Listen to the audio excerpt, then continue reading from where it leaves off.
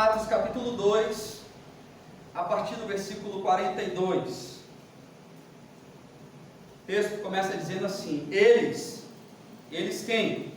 Os cristãos, os discípulos, a reunião, o ajuntamento dos que creram, dos que deram crédito ao Cristo. Eles se dedicavam ao ensino dos apóstolos e à comunhão, ao partir do pão e às orações. Todos estavam cheios de temor, e muitas maravilhas e sinais eram feitos pelos apóstolos. Os que criam mantinham-se unidos e tinham tudo em comum, vendendo suas propriedades e bens, distribuíam a cada um conforme a sua necessidade.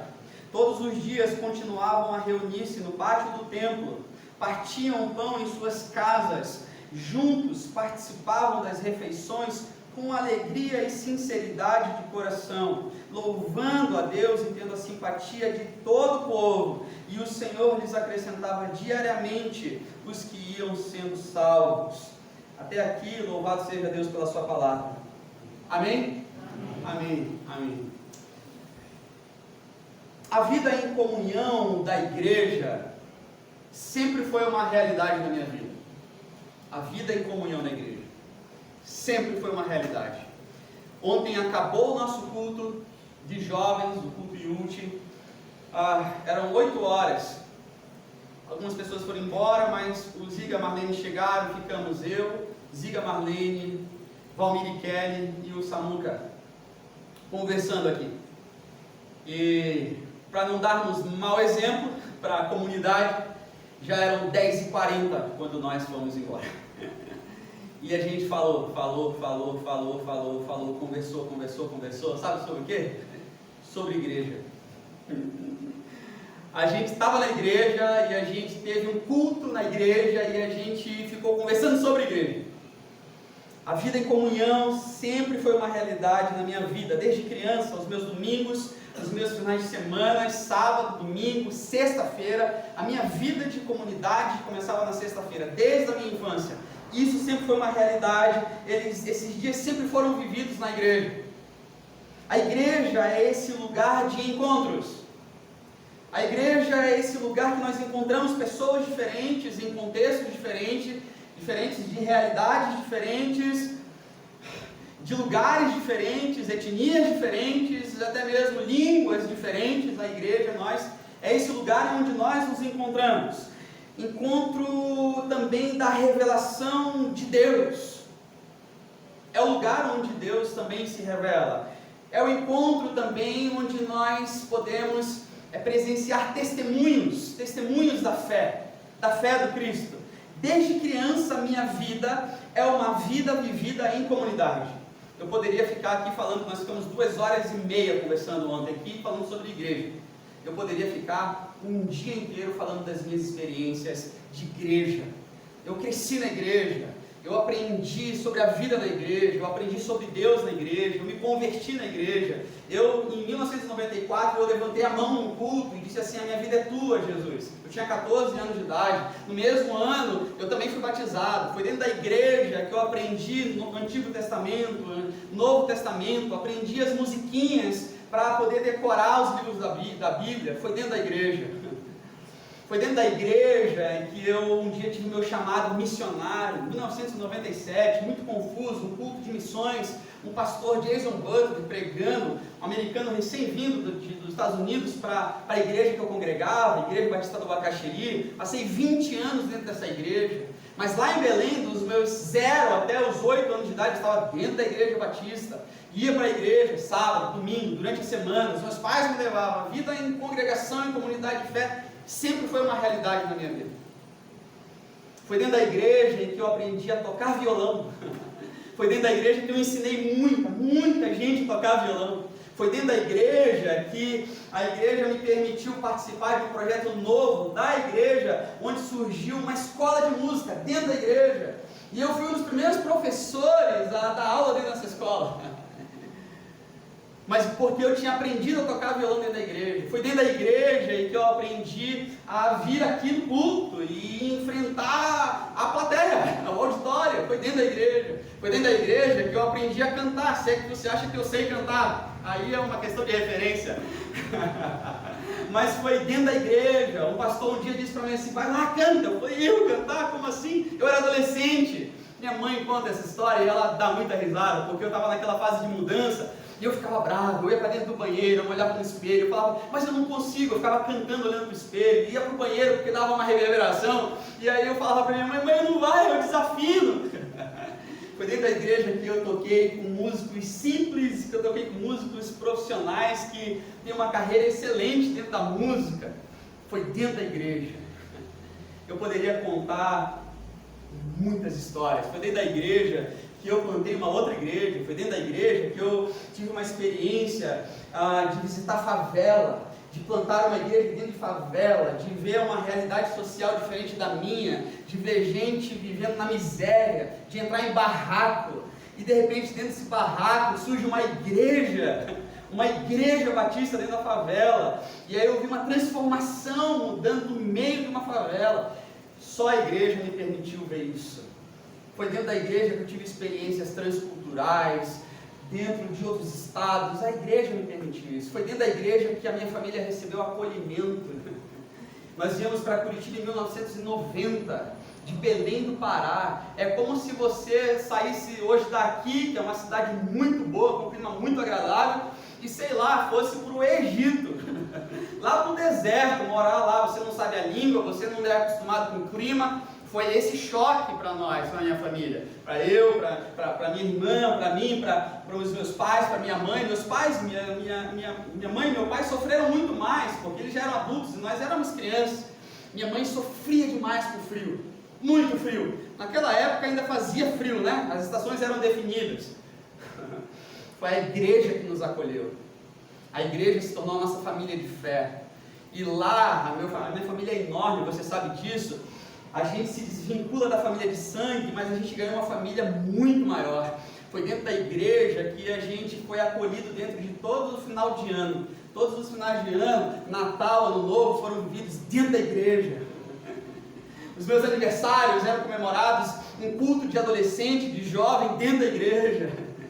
Foi na igreja que eu tive experiência de embaixador do rei. Essa semana, uma irmã me perguntou, tem embaixadores de Cristo? Alguma coisa assim. Eu falei, olha, quanto tempo que eu não ouço falar de embaixadores do rei? Porque a Igreja Batista tem os embaixadores do rei. É um grupo para pré-adolescentes, garotos, meninos pré-adolescentes, que se reúnem no final de semana para estudar a palavra, mas também para terem experiências de acampamento, de jogo de futebol, como se fosse um escoteiro. A vida de escoteiro, de escotismo, eu não tive isso, porque eu estava dentro da igreja, vivendo, sendo embaixador do rei. A igreja me proporcionou tanta coisa que eu poderia compartilhar com você, e ficar aqui falando. E eu me pus a me perguntar o porquê da importância de viver na igreja, quais razões eu tenho ou continuo tendo para viver a vida de comunhão na igreja, especialmente nesse tempo que a gente vive de uma religião muito pessoal, muito íntima, muito privada, muito nossa, muito particular, onde cada pessoa escolhe na prateleira o que quer ouvir, o que quer assistir. Nós consumimos religião assim hoje. Você não pode vir à igreja, você tem a sua rede social, você tem o YouTube e você tem acesso a muitas igrejas. E de repente você gosta do louvor de uma igreja, e você louva, mas de repente você não gosta tanto da palavra do pastor, então você vai para a igreja e que você tem um pastor que você gosta de escutar. Cada um escolhe as doutrinas, as crenças, as convicções que mais lhe fazem sentido hoje, onde cada um vai selecionando as experiências comunitárias que mais lhe agradam, que mais lhe satisfazem, nesse tempo em que se consome religião pelo YouTube, pelo Facebook, nesse tempo de espiritualidade virtualizada. Como é importante nós resgatarmos a vida de comunhão da igreja. A vida de comunhão da igreja. porque esse é um tempo também de abandono. Esse é um tempo também que as pessoas vão abandonando as comunidades. Aproveitam a pandemia, aproveitam a situação para dizer assim: eu já não estava tão feliz mesmo, então vou aproveitar. É interessante que a carta aos Hebreus alerta sobre esse cuidado. O autor da carta aos Hebreus, ele diz assim: não deixem de congregar, não deixem de se reunir como igreja, encorajem uns aos outros para viverem em comunidade, não abandonem a vida de comunhão da igreja. Hebreus 10, versículo 25. Não abandonem a vida de comunhão da igreja. É claro que o domingo, hoje, esse momento nosso que nós estamos vivendo aqui, é apenas um elemento dessa nossa vida em comunidade. Embora seja verdade que talvez a experiência essa de domingo seja mais intensa, porque nós estamos aqui reunidos num número maior. Embora seja a mais intensa experiência que nós tenhamos coletivamente como igreja, pode ser também a mais superficial, se tratando da vida de comunhão da igreja. Por que então viver na vida de comunhão da igreja? Por que viver na igreja? Os meus amigos não cristãos, não crentes em Jesus, todos já escutaram de mim que se existe uma instituição capaz de transformar o mundo, é a igreja. Eu acredito nisso. Eu não só acredito, como eu vivo isso. Se existe algo capaz de mudar a realidade social, mudar a realidade familiar, mudar a vida, mudar governo, é a igreja. Por que então não viver uma religiosidade, uma espiritualidade lá em casa? Por que não viver uma espiritualidade no privado, lá em casa? Eu e eu mesmo, eu e a minha família, eu e os meus amigos, eu e os poucos que eu gosto que estejam comigo. Por que então eu e o meu computador, eu e o meu celular, eu e a frente da minha televisão, e eu escolho o que eu quiser, e eu estou bem com isso, e Deus está ali comigo? Por que então eu não posso viver isso? Por que então viver a vida na igreja? É esse texto de Atos que nós lemos que me responde isso. Porque é aqui, nesse momento de Atos, nessa comunidade que surge, é aqui que nós vemos a primeira experiência da vida comunitária. Então, se você quer saber como ser igreja, leia, releia cada vez mais. Eu já preguei esse texto inúmeras vezes, e eu nunca preguei ele como eu vou pregar hoje. Eu nunca experimentei ele da forma com que eu experimentei essa semana. Jesus nunca se revelou da forma com que ele se revelou essa semana, especialmente nesse mesmo texto. Então, se você quer saber como ser igreja, mergulhe mais e mais e mais nesse pequeno trecho da porção da palavra. Esse texto fala da vida de comunhão da igreja e por que devemos viver essa vida de comunhão. Bom, primeiro porque é na vida de comunhão com a igreja que nós temos o contato com o ensino dos apóstolos. Foi o que nós lemos no versículo 42. Eles se dedicavam ao ensino dos apóstolos. Versículo 42. Ensino, a doutrina dos apóstolos. Ou seja, é na comunhão da igreja, na vida em comunidade, que nós aprendemos a Bíblia. É aqui que nós aprendemos sobre a palavra de Deus, sobre as escrituras sagradas. Nós aprendemos o Evangelho, nós conhecemos a razão da nossa fé, nós conhecemos sobre a razão da nossa esperança na vida em comunidade.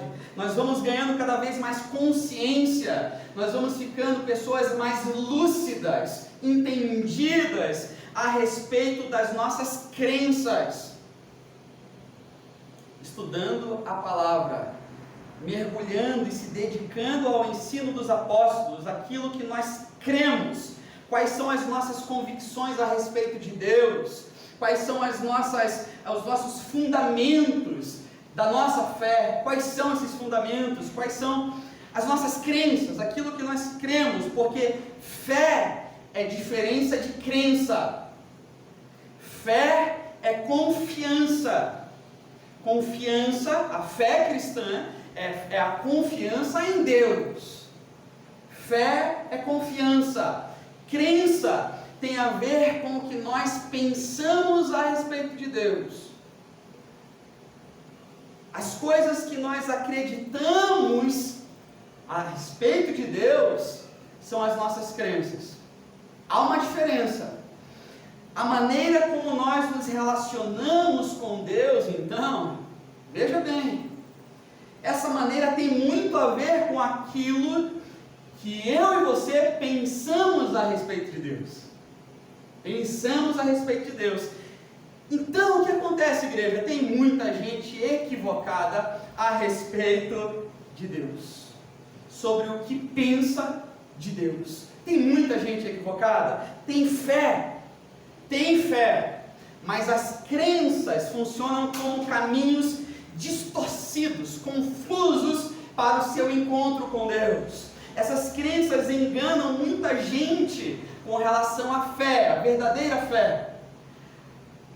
Porque essas crenças, elas são inconsistentes, elas são inconstantes, elas são rasas, não têm profundidade, elas são superficiais e elas são incompatíveis com o que Deus revela na sua palavra.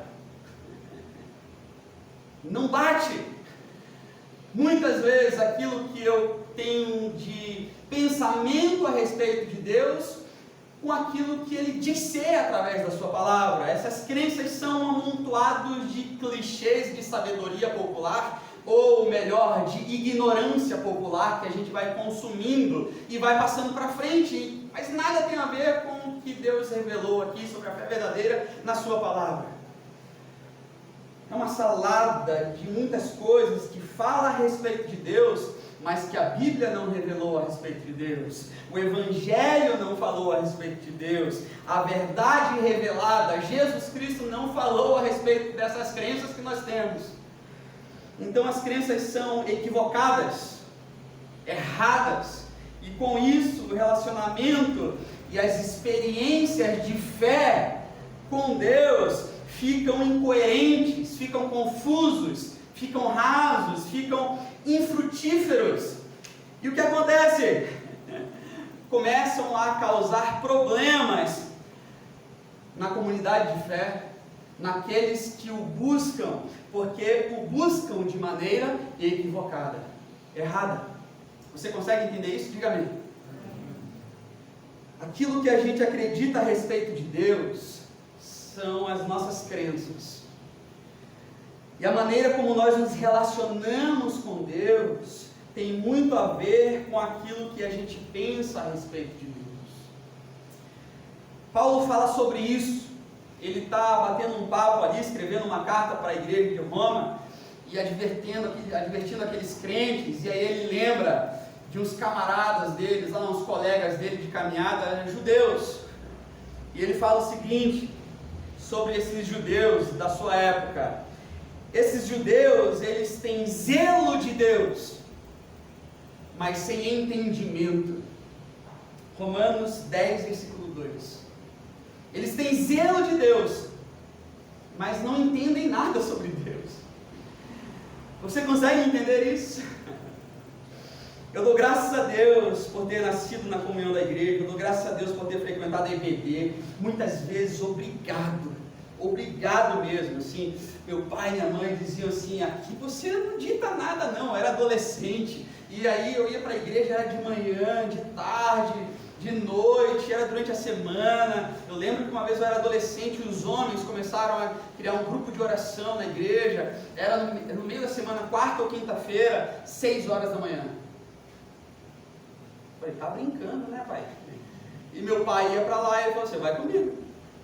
Ué, a reunião é para homem, você é um futuro homem, um projeto de homem ainda, 12, 13 anos de idade, vai comigo. Lá, velho, bravo, ficava lá, estava na igreja. Eu dou graças a Deus pela insistência, persistência dos meus pais me obrigarem a ir para a igreja, me obrigarem mesmo a ir para a igreja, para ir para a escola bíblica dominical, frequentar os acontecimentos, os eventos, os grupos, os ministérios, por ter sido estimulado a decorar os livros da Bíblia, conhecer as histórias bíblicas, como Deus se revela na igreja. É muito interessante, penso eu, uma pessoa que diz ter fé em Jesus, que crê em Jesus, que é convertido a Cristo, mas não conhece as histórias bíblicas. Eu acho pelo menos interessante. Não conhece a Bíblia,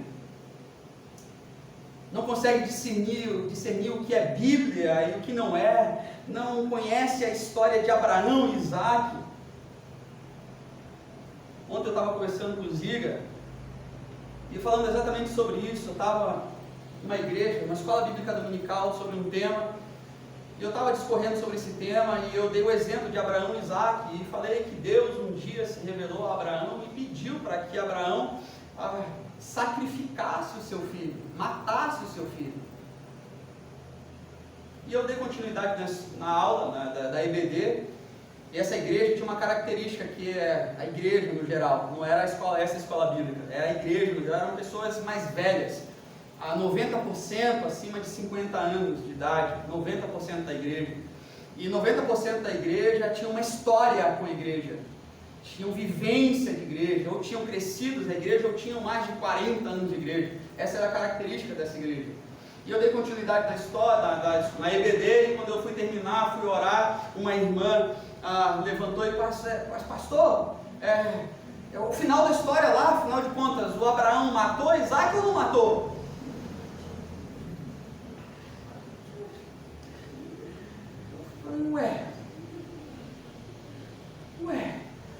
É por isso que eu disse, é interessante, eu fico pensando, Abraão e Isaac, se nós não conhecemos a história de Abraão e Isaac, igreja, nós não conhecemos a história de Jesus.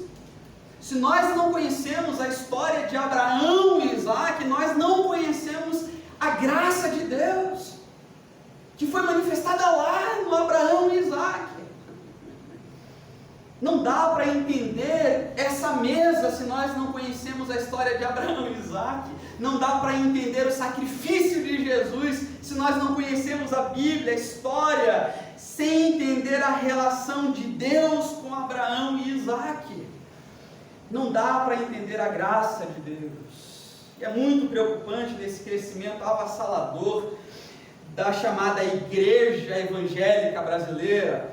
É muito preocupante, mas eu faço parênteses para você, antes de ser julgado ou rechaçado, e julgado talvez aí no seu coração. Eu penso que bom que está acontecendo esse crescimento, amém? Que bom que está acontecendo esse crescimento, e eu dou glória a Deus por isso, que essa chamada igreja evangélica do Brasil está crescendo, ganhando força, graças a Deus por isso. Talvez esteja se cumprindo o que nós lemos no versículo 47, que diz: todos os dias o Senhor lhes acrescentava os que iam sendo salvos. Talvez seja isso, eu não sei, glória a Deus por isso, mas eu digo, é preocupante,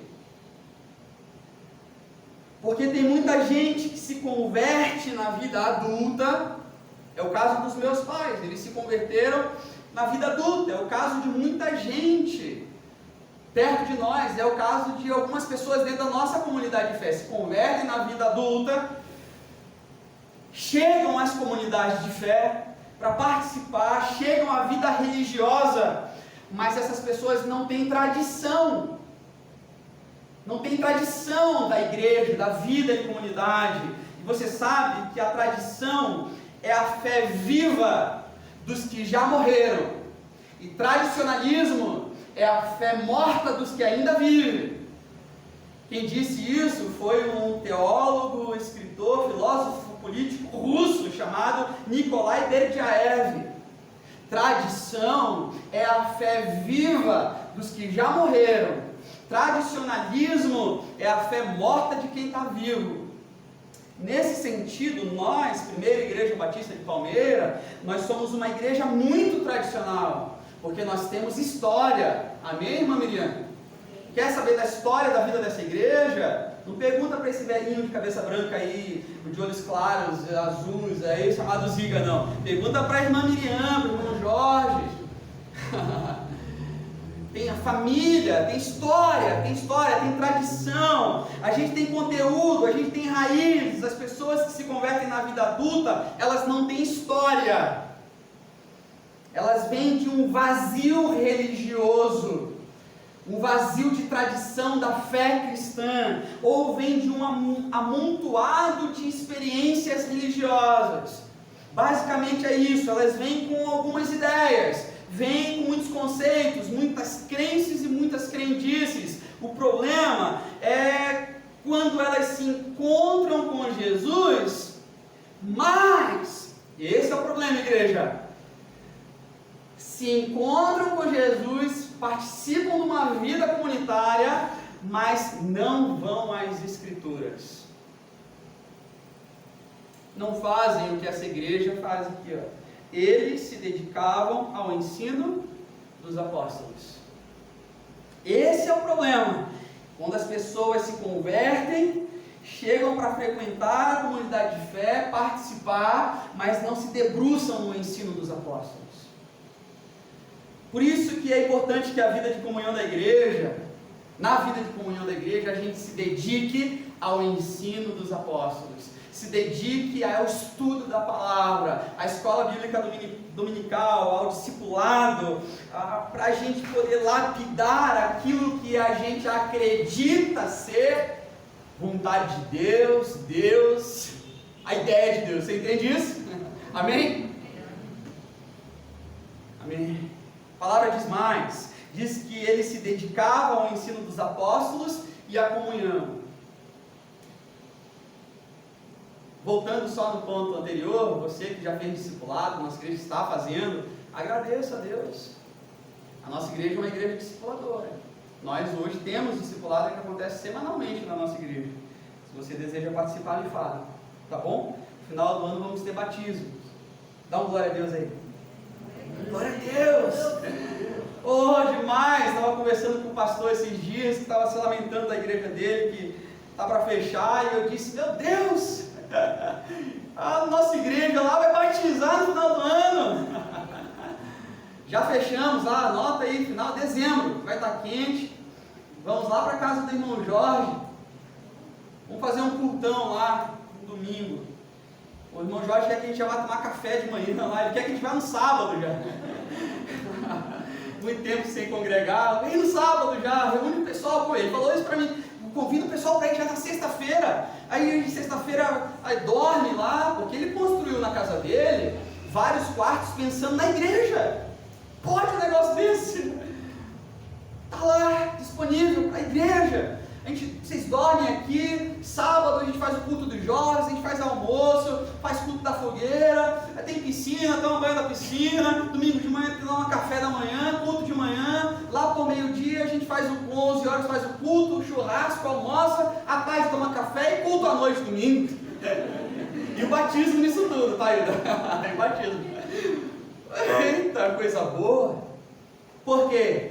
Porque existem pessoas entre nós dedicadas a ensinar outras pessoas. Essa é a nossa igreja. Agora eu estou falando da nossa comunidade de fé. A Bíblia diz que eles se dedicavam ao ensino dos apóstolos e à comunhão. Versículo 42, no final, a igreja é a família que nós temos por causa do sangue de Cristo. Eu tenho alguns amigos que dizem que a amizade é a família que a gente escolhe ter.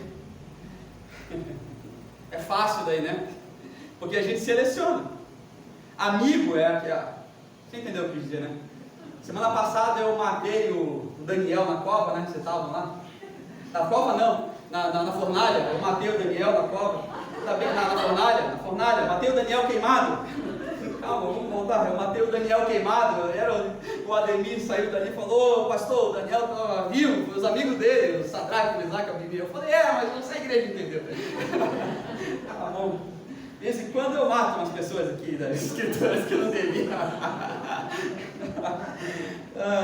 Então, assim, um cara falou pra mim: a amizade, o amigo é a família que eu escolho ter. Eu falei: é fácil, né? Aí eu seleciono, eu digo assim, eu gosto de você, eu acho você um cara legal, você é bonito, você pode me dar acesso aos lugares que eu quero ter, você me faz bem, então vamos ser amigos. Aí é fácil. Mas a igreja é a família que nós temos por causa do sangue de Cristo. Porque nós temos uma família de laços sanguíneos. Você tem a sua família, mas a igreja é a nossa família por causa do sangue de Cristo, que nos fez irmãos e irmãs. Nós somos irmãos e irmãs. É assim que nós nos tratamos, não é? Irmão e irmã. É claro que na comunhão da igreja, meu irmão e minha irmã, existe o joio e existe o trigo. É claro que na vida de comunidade existe o lobo disfarçado de ovelha.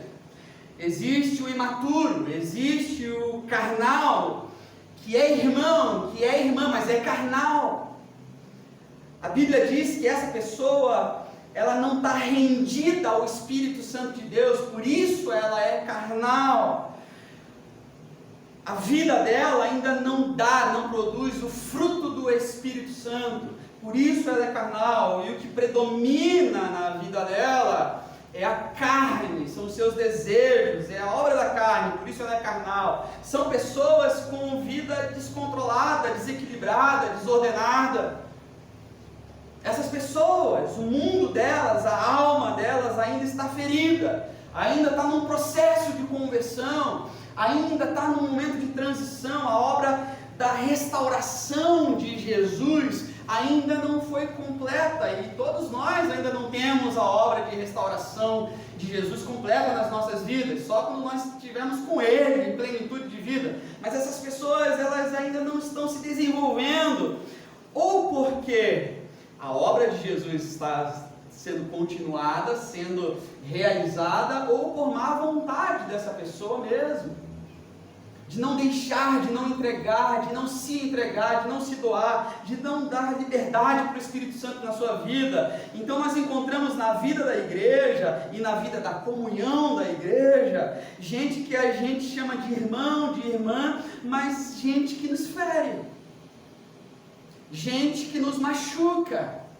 gente, por exemplo, que nos prejudica, gente que nos causa problemas, gente que nos engana, gente que nos deixa com dívidas, gente que fala mal da gente.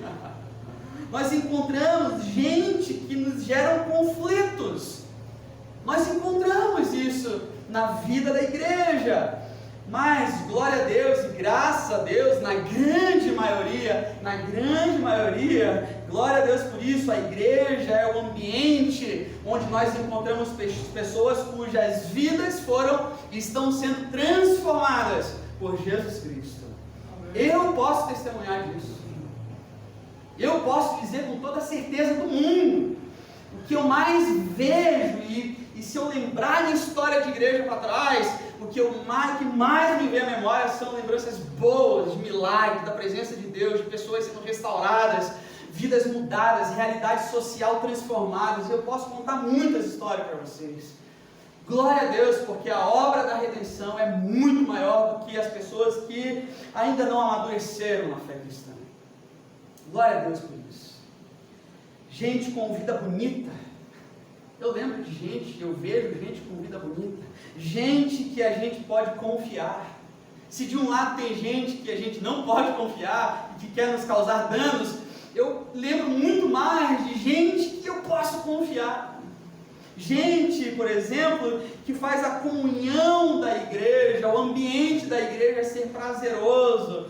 A igreja é esse ambiente das nossas amizades espirituais, das nossas cumplicidades, é o ambiente do discipulado, lugar de gente que nos anima, gente que intercede por nós, gente que ora por nós, gente que nos abençoa, gente que liga pra gente que nos manda mensagens bonitas, falando coisas boas a respeito de nós, gente que nos ensina as escrituras sagradas, gente que nos aconselha, gente que nos serve, gente que nos abraça, gente que nos acolhe, gente que chora com a gente que se doa pra gente que abre a casa pra gente, gente que coloca a mão no bolso pela gente. Esse é o ambiente de igreja, que eu penso ser igreja e que eu vivo como igreja. Essa é a igreja que eu vivo. Essa é a igreja que eu vivo. Por que, igreja? Por que, igreja? Porque aqui eu encontro gente que, mesmo sem ser da minha família de sangue, me ama com o amor de Jesus. E eu espero que você também seja amado com esse amor. É nosso irmão e é nossa irmã. Isso é vida de comunhão da igreja. E a vida de comunhão da igreja é família, né? Você sabe como é família, né? Já pensou na tua aí? Então coloca um sorrisinho no rosto aí, né? Família. Tem uns BO grandes lá. Tem uns problemão, tem uns negócios mal resolvidos lá, tem umas encrencas, tem uns pedidos de perdão lá que eu preciso fazer ainda. E aí Deus vai lembrando, vai trazendo a memória. É assim que funciona, Tem uns tio errado lá, no caminho meio torto, uma tia que está torta também, tem aquele primo difícil, tem um inconveniente. Família. Igreja, vida de comunhão de igreja é família. Tem um pessoal que quer selecionar seus irmãos e suas irmãs. Você faz isso na tua família? Você até bloqueia lá no teu grupo de WhatsApp uma semana. Mas depois ele vem chorando para você, te traz um doce, faz um bolo. Vem a avó e diz assim: menino, não faz isso, é teu primo, é teu tio. Mas ele é o inconveniente, chato pra caramba. Mas não faz isso, menino. A avózinha convence, você desbloqueia o tio chato, a tia zona, o tio do pavê para comer, da piada ruim. Tem um pessoal que quer selecionar o irmão e a irmã, e seus irmãos, sua irmã, quer viver uma vida de comunhão na igreja com gente legal, com gente de acordo com que a sua vontade satisfaz, de acordo com os seus critérios. Mas a família é de quem? Fala em voz alta aí. A família é de quem? Cristo. A família é de Deus. A família é de Deus. Tem um colega que diz assim que Deus tem cada filho que ele não sabe onde Deus arrumou.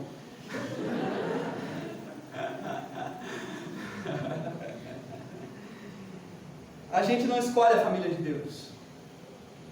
É na vida de comunhão da igreja que nós testemunhamos as respostas às orações, porque essa igreja aqui, ó, de Atos, ela também é dedicada às orações.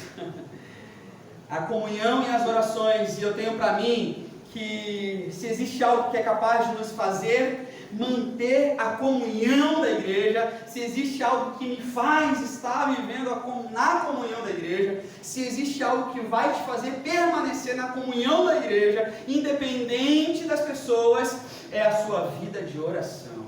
Ela vai te sustentar na sua caminhada com a vida da sua igreja e na sua igreja. Ela vai te suportar e vai fazer você suportar um ao outro. A palavra nos diz que nós nos devemos suportar uns aos outros. Como? Orando. Orando é uma das marcas dessa igreja. A Bíblia diz mais, diz que elas se dedicavam aos ensinos dos apóstolos, diz que se dedicavam à comunhão, e diz que em cada um havia o que, igreja? Temor, versículo 43. Temor, é na vida de comunhão da igreja que o nosso coração se mantém iluminado, se mantém assim assombrado, se mantém maravilhado, deslumbrado, é assim, encantado na vida de comunhão da igreja. É isso que essa palavra diz, temor de Deus, do Senhor, não é medo de Deus. Temor de Deus não é reverência de Deus também apenas. É muito difícil de achar a tradução para essa palavra. Temor de Deus é assombro, é um susto que você leva. Isso é temor de Deus. Em toda a alma havia temor de Deus, porque é na vida da comunhão da igreja que acontecia o que aqui nessa igreja, e acontece no meio da nossa comunidade de fé. Nessa igreja a graça de Deus é derramada, e nós vamos levando um susto, de repente, é domingo após domingo, com os testemunhos que acontecem, com os milagres que Deus vai fazendo, nós vamos ficando assim maravilhados. E aí essa maravilha que acontece, esse milagre que Deus faz na comunidade, faz a gente ter temor de Deus. A gente fica encantado. porque a graça e a misericórdia de Deus foram derramadas na vida das pessoas que estão perto da gente, foram derramadas em nós. Isso é temor de Deus. Todos estavam cheios de temor. Muitas maravilhas e sinais eram feitos pelos apóstolos. São aquelas coisas que acontecem na vida das pessoas à nossa volta, na nossa vida, inclusive, lógico, que não tem outra explicação senão nós dizermos: é graça de Deus, é milagre de Deus, é as misericórdias de Deus se derramando na minha vida. Essa pessoa só pode estar nesse caminho hoje por causa da graça de Deus. Essa vida, olha o que dizer dessa vida, está aqui no meio da comunidade, mas é graça de Deus. É a graça de Deus. A Bíblia chama isso e chamou isso no nosso texto de sinais e maravilhas. Você leu isso? Sinais e maravilhas. As coisas que acontecem que são inusitadas, que nós não esperamos, que nós nem imaginávamos que poderia acontecer. Isso acontece quando a igreja está vivendo a vida de comunhão de joelhos em oração. Aí a graça de Deus vai se manifestando e a gente vai ficando encantado, a gente vai ficando extasiado, maravilhado, alumbrado, a gente vai ficando impressionado, admirado com tudo isso que está acontecendo, e a gente vive no temor de Deus. Agora, quando a gente abandona a vida de comunhão da igreja, a gente vive uma experiência religiosa selecionada. É aquilo que a gente quer, do jeito que a gente quer, na hora que a gente quer, aquilo que nos faz sentido, aquilo que nos agrada, com as pessoas que nos agradam, nos ambientes que nos são satisfatórios, dentro das nossas zonas de conforto. Nós encontramos num lugar onde há uma mornidão, não há vida. Não é isso aqui, o pegar, o sentir, o calor humano. Nós vivemos num ambiente de mornidão, nesse ambiente em que nós abraçamos um ritualismo, abraçamos uma religiosidade vazia, abraçamos uma fé banal, uma fé superficial, fria, sem graça, sem vida, sem dinâmica. Nós abraçamos fora do meio de convívio da igreja, nós abraçamos a zona de conforto. Deixa eu te dizer uma verdade sobre a vida de comunhão com a igreja. O chamado de Cristo não é para uma vida confortável.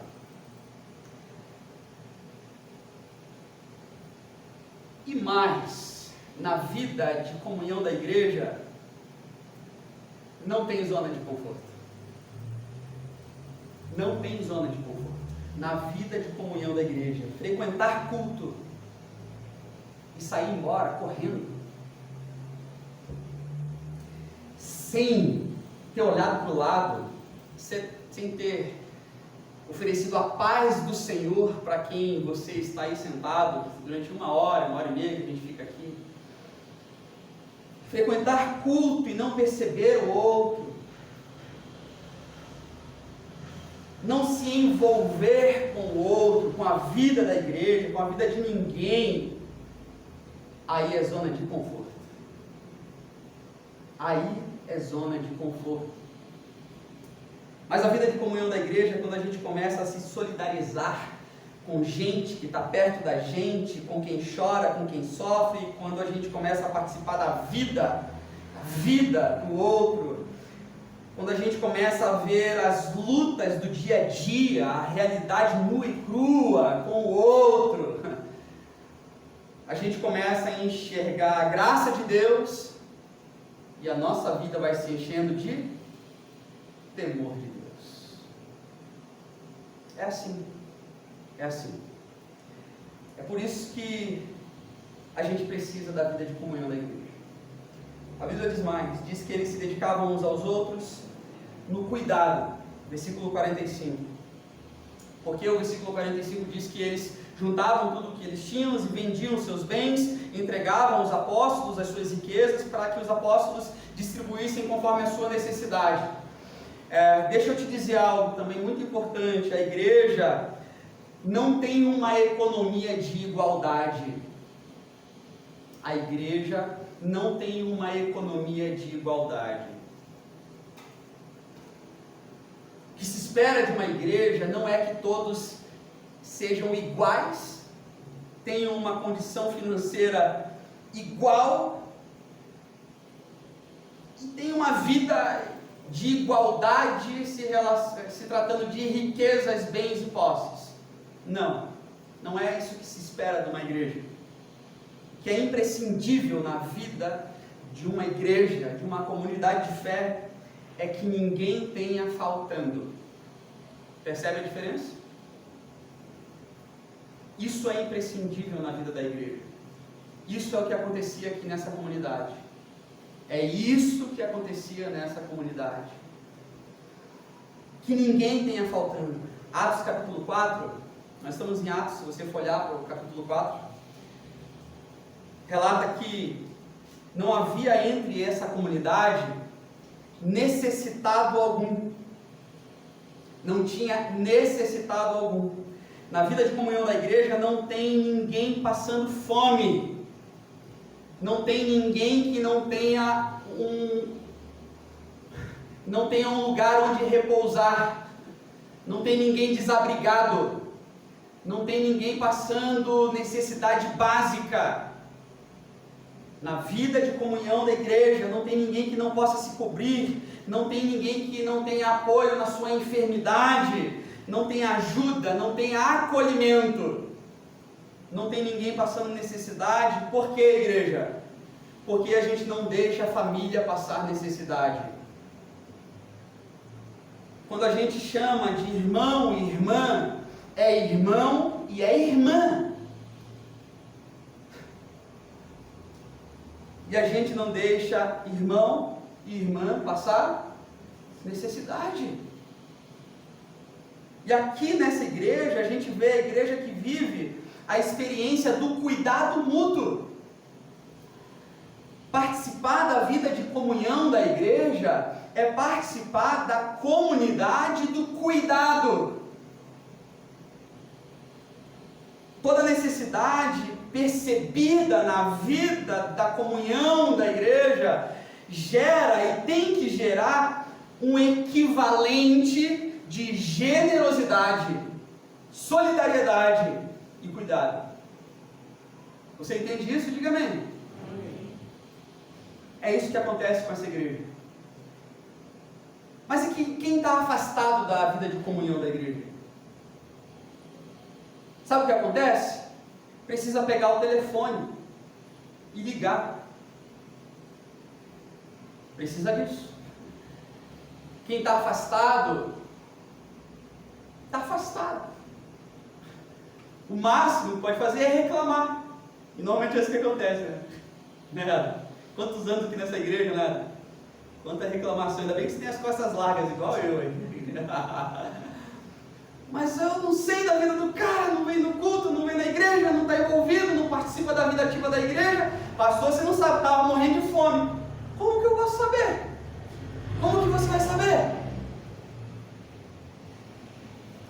Quem está afastado precisa pegar o telefone para pedir socorro, mas quem está na vida de comunhão da igreja, quem tem relações, quem tem contato, quem está envolvido, quem é participante, quem é atuante, quem é proativo, quem é atento, quem vê Deus se manifestando domingo após domingo, culto após culto, reunião após reunião, discipulado após discipulado, vê a graça de Deus sendo manifestada na vida da igreja.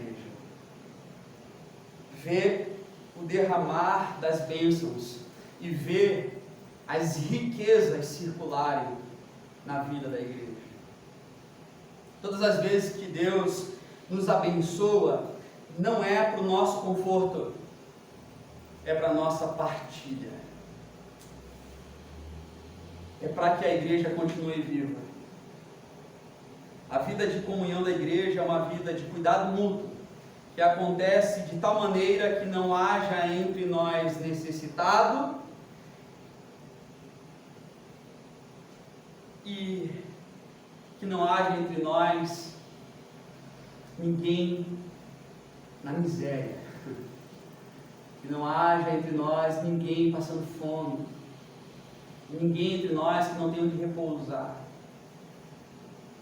Essa semana, hoje mesmo, eu recebi um testemunho antes de começar o culto que nós já estamos abençoando a vida de um irmão com medicamentos, de uma família de um irmão com medicamentos. Nós já fizemos isso inúmeras vezes. Mas também nós vamos fazer uma ação. Se você chegou aqui no horário, viu ali rolando nos avisos, vai ver daqui a pouco. O irmão João, que não está aqui hoje, o irmão Vilmar, o irmão João está lá, o Vilmazão, com a Rosani, final do ano passado, me procuraram: pastor, a gente precisa de ajuda, porque a gente precisa fazer um tratamento com a nossa filha Janaína. Deixa eu te dizer já aqui, igreja. Família é família, né? A gente pode fazer uma ação aqui na igreja, um bazar. A irmã Rosani me pediu, eu falei, eu acredito que sim, eu preciso conversar com a nossa líder do Ministério de Ação Social para ela estar junto com a gente, engajada. E aí, mas já, vamos fazer, dia 18. Então vai acontecer, dia 18. Para que é, irmãos, ali? A gente precisa fazer um tratamento para a nossa filha, precisa fazer uma consulta de R$280, e ela precisa mudar as lentes dela, porque custam R$1.000 a lente. Todo ano ela compra a lente nova, R$1.000. É legal. Irmão e irmã, é irmão e irmã. Então nós vamos fazer uma ação, anota na sua agenda, 18 de setembro, esse mês, sem ser domingo que vem, outro. Se você tem algo para doar, tem algo lá no seu guarda-roupa, na sua casa, no tecido, doe, tá? Pode trazer aqui para a igreja. Toda doação foi o meu comprometimento com ela. A Lídia abraçou a causa, a líder do Ministério de Ação Social, a Nancy, a Rosilda estão organizando isso para a irmã Rosani, que quer abençoar essa área da vida dela, da sua filha. Então nós vamos fazer isso. Irmão e irmã, é irmão e irmã. Família é família, é assim, né? A gente não deixa a família passar necessidade. Isso foi só um caso que eu citei aqui para você, que aconteceu semana passada. Essa semana que se passou, a gente ficou conversando sobre isso. Hoje já aconteceu outro, e outros já aconteceram, e outros vão acontecer.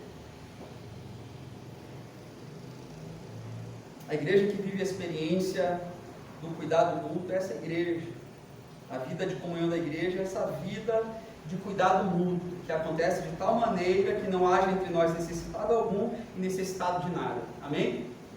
Seguimos aqui, diz mais a palavra de Deus, que eles louvavam a Deus, louvando a Deus e caindo na graça do povo, certo? Louvor a Deus é importantíssimo na nossa caminhada. Louvor a Deus. Há um Deus nesse universo,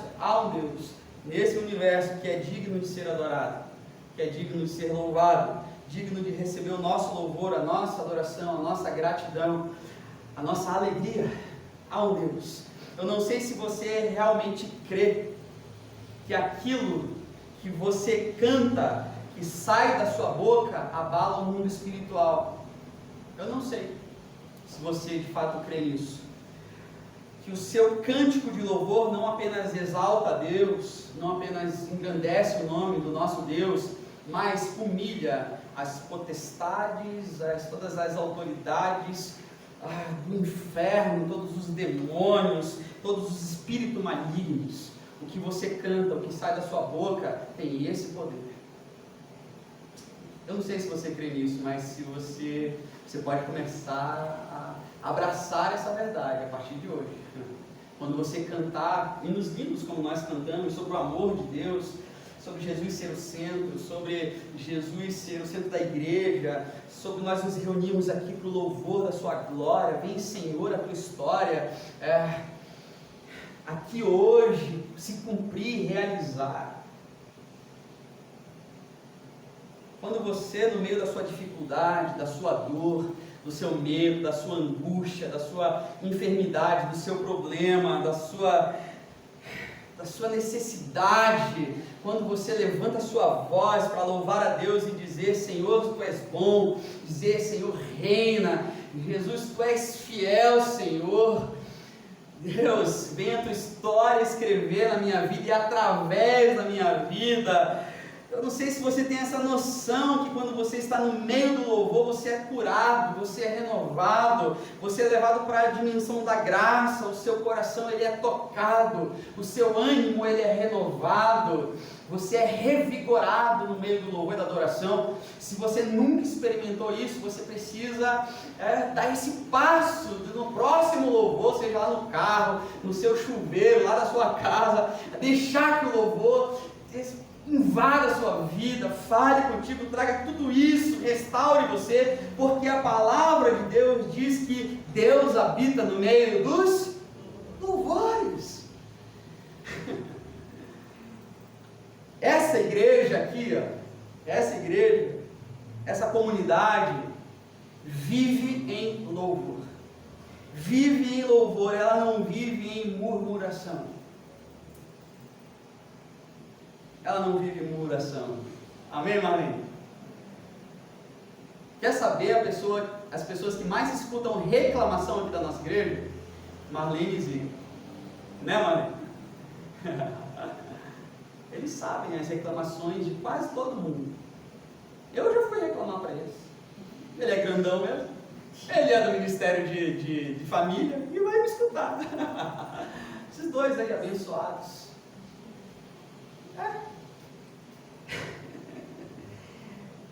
É um desafio para nós como igreja. Vivermos em louvor. E aí ontem nós conversamos aqui, né, Marlene?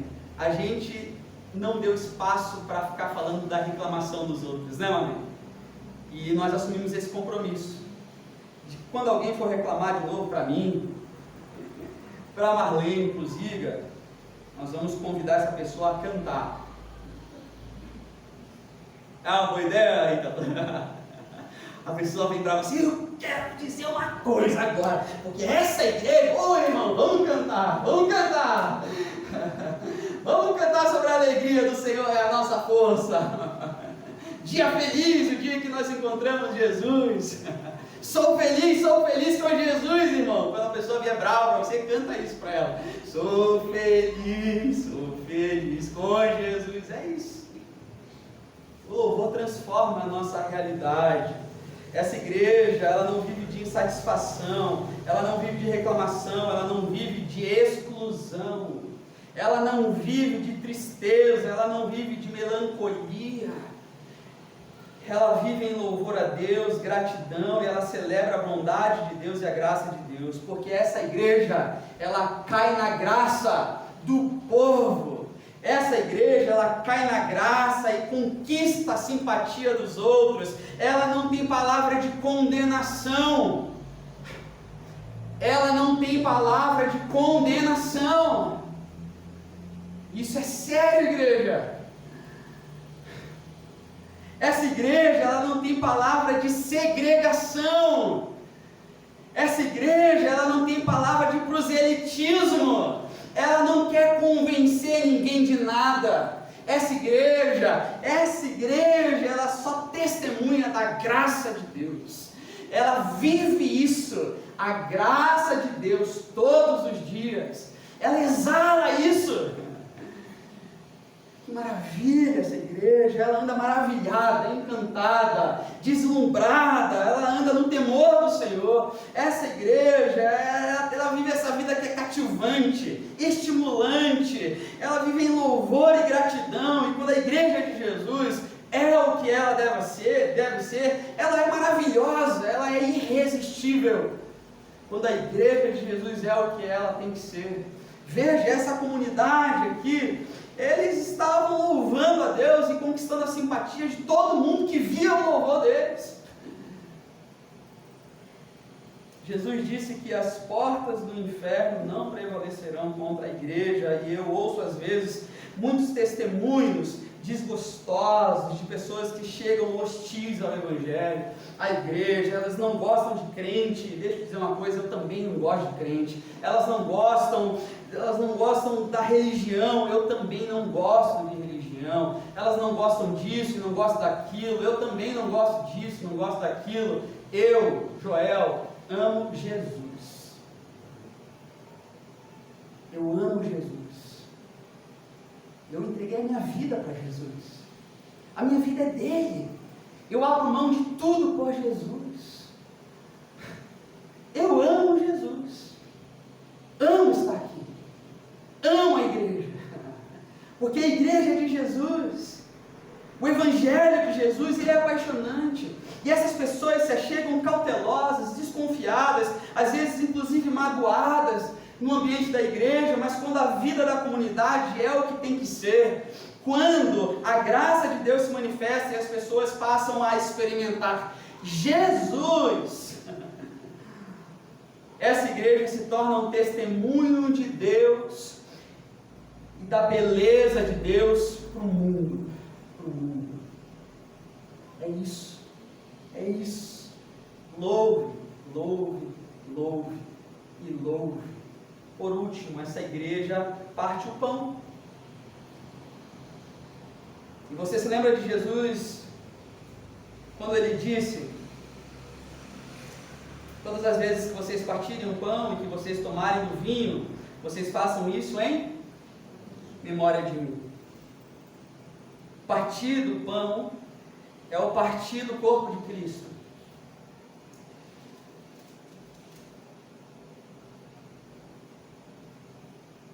Nós fazemos isso em memória do Senhor. Participar do cálice do vinho é participar do sangue de Jesus.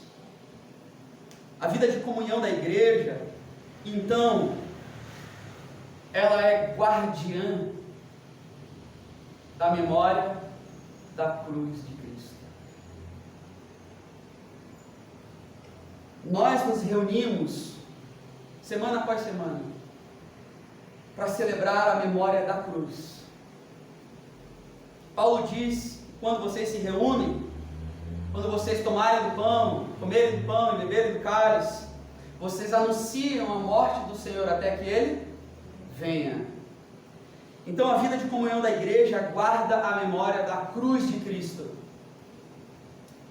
Se tem uma imagem que fala a nosso respeito, que fala a nosso respeito, que fala do nosso Deus, do caráter do nosso Deus, do propósito do nosso Deus, para nós como pessoas, indivíduos e para nós como igreja no coletivo, da intenção abençoadora de Deus, graciosa, misericordiosa, renovadora, restauradora de Deus, da imagem do Deus de braços abertos. Se tem uma imagem que fala de tudo isso, é a cruz de Cristo. Paulo disse assim, 1 Coríntios 2:2: eu entre vocês resolvi saber nada, exceto a respeito de Cristo Jesus e esse crucificado. Nós perdemos tempo com tanta bobagem, com tanta picuinha, com tanta desavença, com tanta especulação, com tanta coisa que não a cruz de Cristo. Que essa mesa te leve hoje a assumir um compromisso de pensar mais na cruz de Cristo, de falar mais da cruz de Cristo, de viver a vida que Cristo quer para você. A igreja, a comunhão da igreja guarda a memória da cruz de Cristo. Quando nós nos afastamos da comunhão da igreja, nós deixamos de celebrar a memória da cruz de Cristo.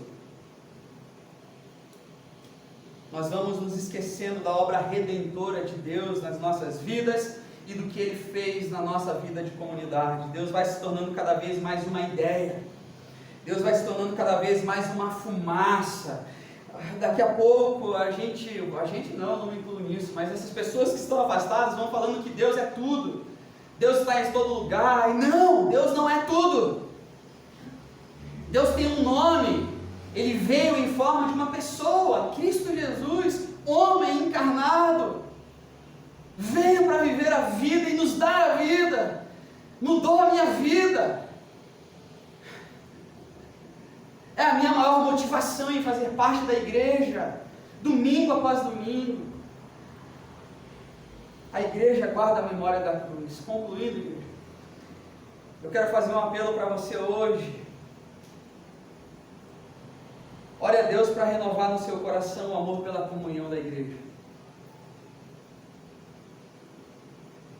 Dessa igreja que a gente se reúne aqui, dessa igreja que a gente se reúne, dessa igreja comunidade, histórica, concreta, que tem raiz, de gente que tem nome, de gente de carne e osso, gente que a gente encontra não só no domingo, gente que a gente sabe da vida, gente que a gente tem grupo de WhatsApp, gente que conhece a gente que a gente tem vida. É dessa igreja que eu estou falando. No meu caso, essa igreja tem um nome, Primeira Igreja Batista de Palmeira. Essa comunidade local. Quando eu falo da comunhão da igreja, eu estou falando aqui da Primeira Igreja Batista de Palmeira. Então eu estou fazendo um apelo para você. Se a sua igreja é aqui, é essa igreja, se a sua igreja é a Primeira Igreja Batista de Palmeira, renove no seu coração o compromisso de viver a vida da sua igreja. Mergulhar na vida da sua igreja. Investir tempo na vida da sua igreja. De se entranhar na vida da sua igreja. De servir, de se dedicar, de se entregar, de interceder, de orar, dobrar os joelhos, interceder, clamar, participar da vida de comunhão da sua igreja. Eu só estou aqui hoje porque um dia uma igreja orou por mim. Eu recebi um diagnóstico de morte cerebral, eu tinha 19 anos de idade. Líder do louvor na igreja, dos jovens, adolescentes, tocava no culto de domingo. Tinha 4 cultos na igreja, eu queria estar nos 4. Tinha grupo de terceira idade dos velhinhos, eu tinha tempo no final de semana, eu queria estar tocando no grupo dos velhinhos. Tinha grupo das irmãs lá de terceira idade, de mais de 60 anos, eu ia tocar violão, eu estava envolvido, tudo que pediam para eu fazia, porque eu amava a minha igreja, porque eu amo a igreja. Meu apelo para você é que você renove o seu compromisso de amor pela sua igreja. E eu estava servindo a Deus, envolvido na igreja, eu sofri um acidente escalando, lá no acampamento, que eu fui para servir crente, servir a igreja. Caí, 12 metros de altura, como se fosse o terceiro andar de um prédio, me esborrachei. Pode rir mesmo. Mas as consequências foram graves, 30 dias no hospital. Aí, diagnóstico de morte cerebral, 19 anos de idade. E aí a igreja já estava orando. Deus, o Joelzinho, 19 anos de idade, serve na igreja, tinha um chamado missionário. Já tinha falado com os meus pastores, estava orando nesse sentido, e agora? Aí a igreja falou assim, vamos começar um relógio de oração. A gente ora, o grupo de adolescentes e jovem ora, o grupo da terceira idade que ele tocava lá ora, as pessoas que ele tem contato estão orando, as famílias que ele conhece estão orando, mas a igreja na época tinha 1000 membros a igreja, tinha alguns grupos orando, é muita gente. Aí de repente o pastor falou assim, não, a gente vai colocar a igreja inteira para orar. E aí surgiu pela primeira vez um relógio de oração 24 horas na igreja.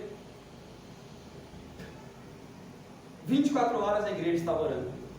Criaram lá um horário, um painel lá no muro da igreja, coloque seu nome aqui. E foi assim. Não estou pedindo para você, eu estou dizendo, você que é família da igreja, membro, vai colocar o seu nome aqui, você vai se comprometer em orar. 24 horas a igreja foi assim, semanas e semanas. Deus fez um milagre? Fez, eu estou aqui hoje, lógico. Isso foi o mais importante? Não. O mais importante foi o processo que Deus estava fazendo na vida da igreja que estava de joelhos orando. E as pessoas foram transformadas, e até hoje eu recebo com muito carinho muitas mensagens dizendo assim, Joelzinho, orei por você, gente que eu nem conheço, orei por você. Nossa, gente do mundo inteiro, porque o acampamento, foi aquilo, palavra da vida na Lapa que eu caí, é um acampamento internacional, tem mais de 20 países, e esse acampamento também abraçou a oração, e mais de 20 países tinha gente orando por pessoas que nem conheciam. Eu faço um apelo para você que chama a Primeira Igreja Batista de minha igreja. Ame a sua igreja. Honre a sua igreja. Sirva através da sua igreja. E mais, proteja a honra da sua igreja. Zele pelo bom nome da sua igreja. Tenha uma vida bonita. de tal maneira que quando alguém quiser testemunhar do amor pela igreja, essa pessoa possa lembrar de você.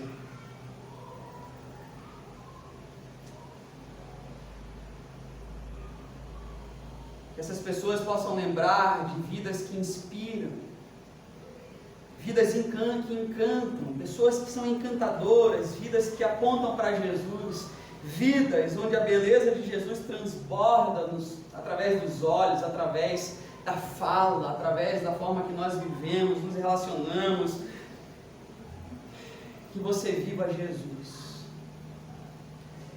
Que as pessoas se encantem com a igreja convivendo com você. Essa mesa que nos fez igreja, essa mesa nos fez irmãos e irmãs. Essa mesa nos fez irmãos e irmãs. Essa mesa nos fez comunidade do Cristo ressurreto. Essa mesa nos faz ser a comunidade do amor. Então eu clamo a Deus em seu favor para que você, se você foi ferido pela igreja, se alguém machucou você, decepcionou você, negligenciou você, meu apelo para você é: reconcilie-se com a igreja, porque ela é a família de Deus. Volte para a vida de comunhão da igreja, porque é na vida de comunhão da igreja que você mantém a lucidez da sua fé, que você cultiva relacionamentos que realmente valem a pena, relacionamentos profundos, relacionamentos que não são os relacionamentos do boteco, não é o relacionamento do bar, não é o relacionamento do futebol da semana, não é o relacionamento do trabalho, do ambiente de trabalho. Não é esse tipo de relacionamento, são relacionamentos profundos, porque eles têm um afeto espiritual, são profundos e eles reservam para quem se relaciona dessa forma os mistérios de Deus, a graça de Deus, essa vida de comunhão. Essa vida de comunhão da igreja que você se dedica ao ensino, discipulado, é na vida de comunhão da igreja que você experimenta a comunhão da família de Deus, não de sangue. É na vida de comunhão da igreja que você mantém o seu coração no temor de Deus. É na vida da comunhão da igreja que você recebe o cuidado e é usado para cuidar.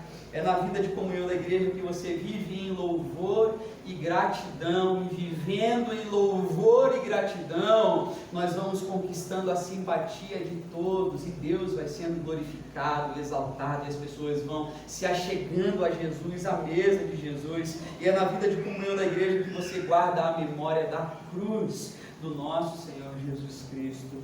Que Deus abençoe você, que Deus abençoe a sua casa, a sua vida em comunidade, seja aqui, seja em outro lugar. Bem-vindos à mesa do Senhor Jesus Cristo, onde somos irmãos e irmãs, invocamos o nome de Deus, que é nosso Pai.